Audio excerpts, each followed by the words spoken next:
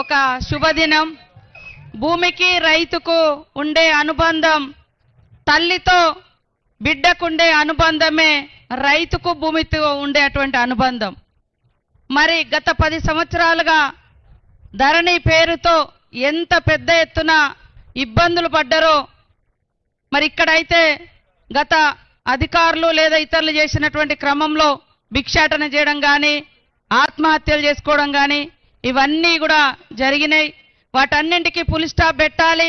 ఒరిజినల్గా ఎవరైతే కాస్తులో ఉన్నారో, ఓనర్ ఎవరైతే ఉన్నారో వారికే హక్కులు కల్పించాలన్నటువంటి లక్ష్యంతో, ఎవరికైతే చెందుతుందో భూమి వారికే చెందాలన్నటువంటి ఒక చిత్తశుద్ధితో మన ముఖ్యమంత్రి గారు, సీఎం రేవంత్ రెడ్డి గారు, పెద్దలు గౌరవనీయులు, మన ఇన్ఛార్జ్ మంత్రి, రెవెన్యూ శాఖ మంత్రి, మనకు పెద్ద ఎత్తున ఇండ్లు ఇస్తున్నటువంటి మంత్రి మా సోదరుడు సీనన్న గారు, పొంగులేటి సీనన్న గారు ఈ యొక్క మరి భూభారతిని మన రాష్ట్రంలో 4 ప్రాంతాలు సెలెక్ట్ చేస్తే, 4 మండలాలు సెలెక్షన్ చేస్తే 4 ములుగు జిల్లాలోని వెంకటాపూర్ మండలాన్ని పైలట్ ప్రాజెక్టుగా సెలెక్ట్ చేసినందుకు వారికి ప్రత్యేకంగా ధన్యవాదాలు తెలియజేస్తా ఉన్నాను.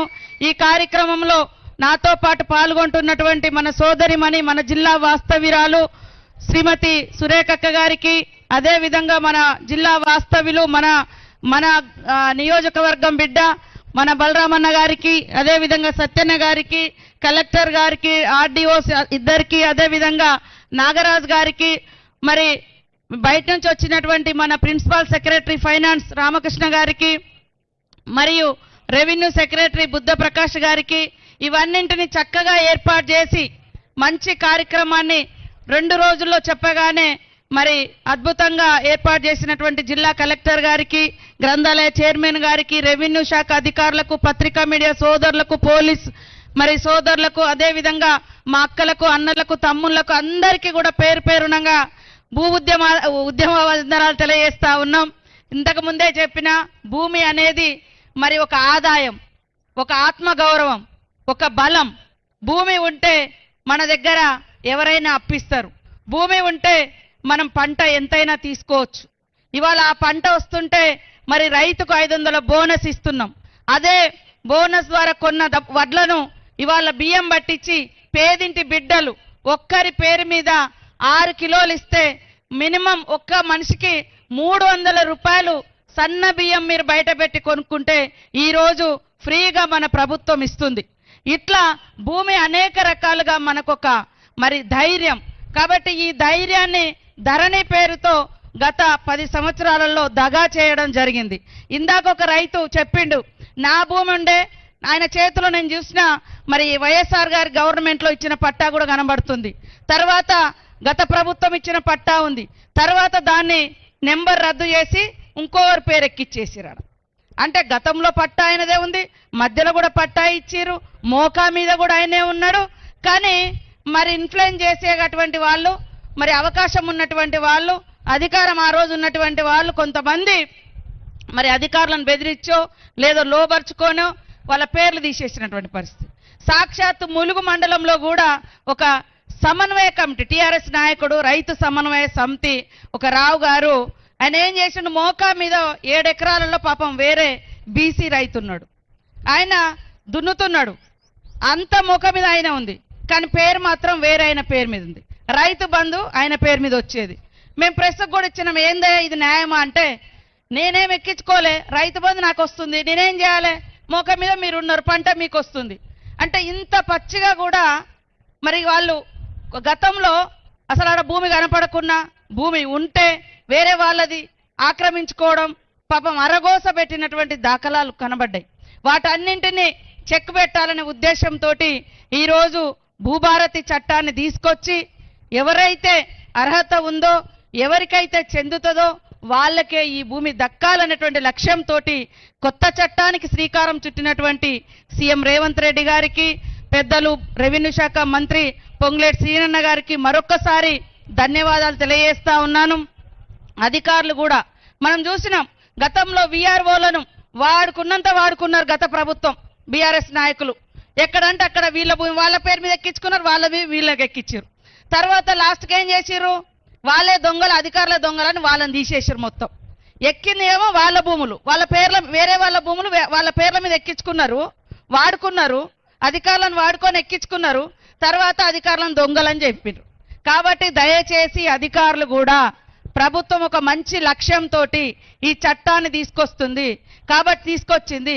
న్యాయంగా ఎవరికి దక్కాలో అవసరమైతే 100 మంది ఆ ఊరోళ్లను, ఆ చుట్టుపక్కల కాస్తుదారులను తీసుకొచ్చి కూడా వాళ్ళ ముంగట సాక్ష్యాలు తీసుకొని ఇది నిజమా కాదా అని కూడా మనము విచారణ చేయాలి. కాబట్టి ఈరోజు మిగతా విషయాలన్నీ కూడా పెద్దలు సీనన్న గారు, సురేఖక్క గారు మాట్లాడతారు. ఇక్కడ వచ్చినటువంటి మా అక్కలకు అందరూ తెలుసు, ఈ ప్రభుత్వం పేదల ప్రభుత్వం, పేదల కోసం పనిచేస్తుంది. మేము ఏమేం పేదల కోసం తీసుకొచ్చినామంటే, మరి ఎర్ర బస్ ఎక్కేది పేదలే, పేదింటి ఆడబిడ్డలకు బస్ ఫ్రీ పెడితే వ్యతిరేకిస్తున్నారు బీఆర్ఎస్ వాళ్ళు. పేదింటి బిడ్డలు కూడా సన్నబియ్యం తినాలని సన్నబియ్యం పంపిణీ చేస్తే వాళ్ళు కళ్ళలో నిప్పులు పోసుకుంటున్నారు. పేదింటి గుడిసెళ్లలో ఉచితంగా ఇళ్లలో కరెంట్ ఇస్తే అది తప్పంటారు. మరి రాష్ట్రంలో, దేశంలో ఎక్కలేని విధంగా 500 గ్యాస్ కనెక్షన్ ఇస్తున్నాం, గ్యాస్ సిలిండర్ ఇస్తున్నాం, అది కూడా తట్టుకోలేకపోతున్నారు. 10 ఏళ్లలో ఎంతమందికి వెంకటాపురం మండలంలో ఇండ్లు వచ్చినాయో ఒక్కసారి ఆలోచించండి. ఈ రోజు మరి పెద్ద ఎత్తున ఇల్లు కూడా శాంక్షన్ అయిన, నిన్న మొన్న ఫైనల్ కూడా చేయడం జరిగింది. ముఖ్యమంత్రి గారు, మంత్రి గారు, మరి రెవెన్యూ, మన ఇందిరమ్మ ఇండ్లు కూడా ఇచ్చేటువంటి హౌసింగ్ మంత్రి గారు కూడా, మన ఇన్ఛార్జ్ మంత్రి పొంగులేటి సీనన్న గారే ఫస్ట్ పేదోళ్ళకే ఇయ్యాలి, తప్పకుండా ఈ 3-4 సంవత్సరాలు అందరికి ఇల్లు ఇస్తాం, కానీ ఫస్ట్ ఆకలయ్యేటోళ్ళకే అన్నం పెట్టాలనేటువంటి లక్ష్యంతో, గూడు లేనోళ్ళకే ఇల్లు ఇవ్వాలనేటువంటి లక్ష్యంతో ఇల్లులు కూడా ఇవ్వడం జరుగుతూ ఉంది. రైతు పంట పండిస్తే బోనస్ ఇచ్చడం జరుగుతూ ఉంది. రైతు రుణమాఫీ చేయడం జరిగింది. గుంట కూడా భూమి లేనటువంటి వాళ్ళు రోజు 100 రోజుల పని పోతే వాళ్లకు సంవత్సరానికి 12,000 రూపాయలు ఇవ్వడం జరుగుతూ ఉంది. ఇన్ని పథకాలు గతంలో ఎన్నడూ కూడా లేదు. ఇవాళ నీ భూమే కాదా తెలియదు, నీ భూమి ఇంకోటి పట్టా చేసుకుంటే చాలు, వాళ్ళ 100 ఎకరాలున్నా 500 ఎకరాలున్నా వాళ్ళ ఖాతాలలో రైతు బంధు వేసినమనేది, కానీ ఒరిజినల్ గా మోక మీద ఎవరున్నారో కూడా వాళ్ళు బయటకు తీయలే.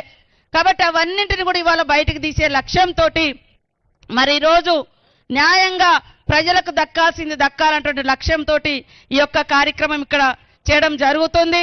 ఖచ్చితంగా కాంగ్రెస్ ప్రభుత్వం అంటేనే పేదల ప్రభుత్వం, పేదల సంక్షేమం గురించి ఆలోచించే ప్రభుత్వం. అధికారానికి వచ్చిన సంవత్సరంలోనే 59,000 మందికి ఉద్యోగాలు ఇచ్చినాం. వెంకటాపురంలో కూడా వచ్చినాయి.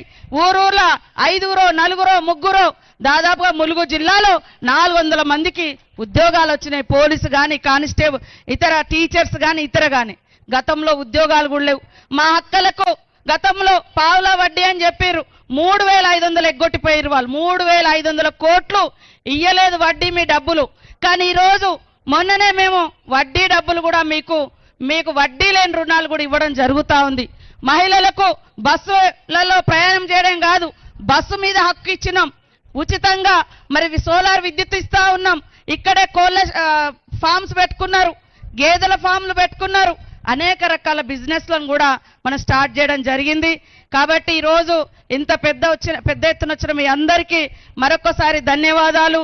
ఆలోచించండి, ఎవరు ప్రజల కోసం ఆలోచిస్తున్నారు, ఎవరు దోచుకున్నారు. ఒక్క ధరణి పేరు మీద వేలాది ఎకరాలు కొన్ని కుటుంబాలు, అధికారంలో ఉన్నటువంటి ఆనాటి అధికార పార్టీ నాయకులు ఎట్లా ఆక్రమించుకున్నారో తొందరలోనే ఒక్కొక్కటి బయటికి వస్తుందని కూడా ఈ సందర్భంగా తెలియజేస్తూ ఈ కార్యక్రమాన్ని మంచిగా నిర్వహించినటువంటి కలెక్టర్ గారు, ఇతర అధికారులకు, అశేషంగా తరలి వచ్చిన